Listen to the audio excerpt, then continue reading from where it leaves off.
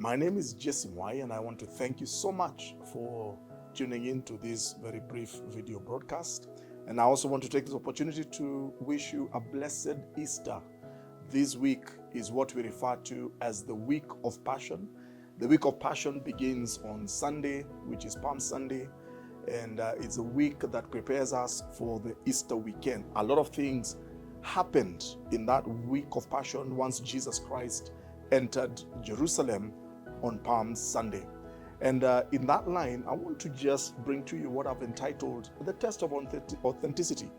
See, in the Week of Passion, Jesus Christ eventually will be arrested. He will be tried in a kind of a mock kind of a trial. And then eventually he will be sentenced to be crucified.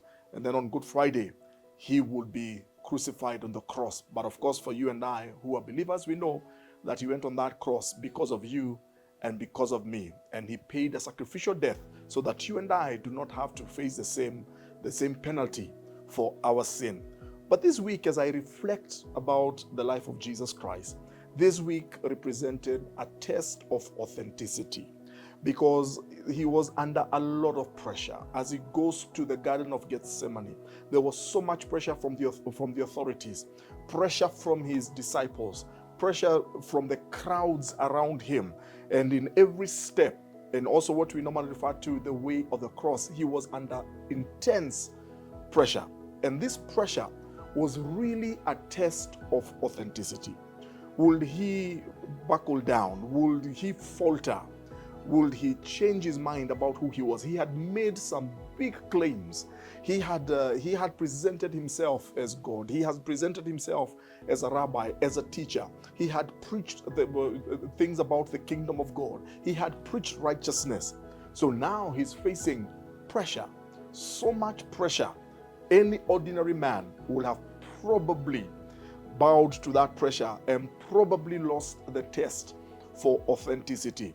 But we thank God that Jesus Christ, all the way to the cross, even when he took that final breath and said it is finished, he passed that test of authenticity with flying colors. It brings me then to ask you and I a question. When the pressure comes, and every one of us, every now and then, we will go through testings, we will go through trials. Sometimes we will be accused of things that we did not do. Sometimes we'll find ourselves in the trial of public opinion. Sometimes the public or people around you can put you on trial without you realizing. You'll be accused of all kinds of things. They will point fingers at you. They will question your authenticity. They will question, are you a Christian? Are you a believer? You said this about yourself. You made this claim about yourself. Are you who you said that you are? Are you who you claimed to be? Are you the person that we see probably from Monday to Friday? Or are you just fraudulent? And every one of us at any point, and as we go in the journey of life, and as we move on in the journey of life, we will go through a test of authenticity. Sometimes it is very possible for you, under the pressure, to bow down to the pressure. It's very easy for you, under all that pressure, to deny who you are. When you look at the lives of the disciples of Jesus Christ, when the pressure came, it exposed who they really were. And we're reminded of Peter.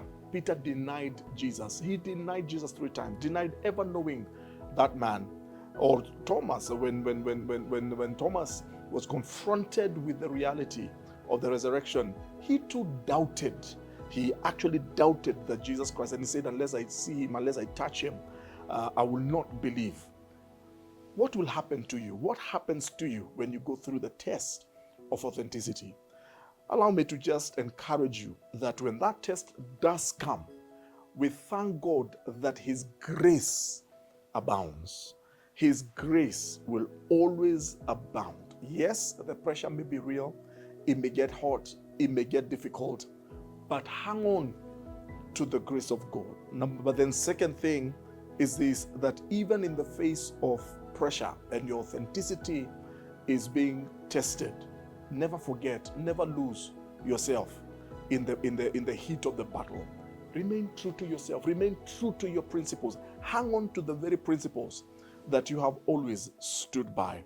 But then finally, number 3, that Every test must always come to an end. No matter what you go through, even in the darkest of night, it will always come to an end. All you need to do is to hang in there. Don't let go. Keep believing and allow God to pull you through the test of authenticity. May the Lord grant you the grace to go through it, and may you come out of it with flying colors. God bless you. Please share this message with somebody. And again, a blessed Easter to you. God bless you.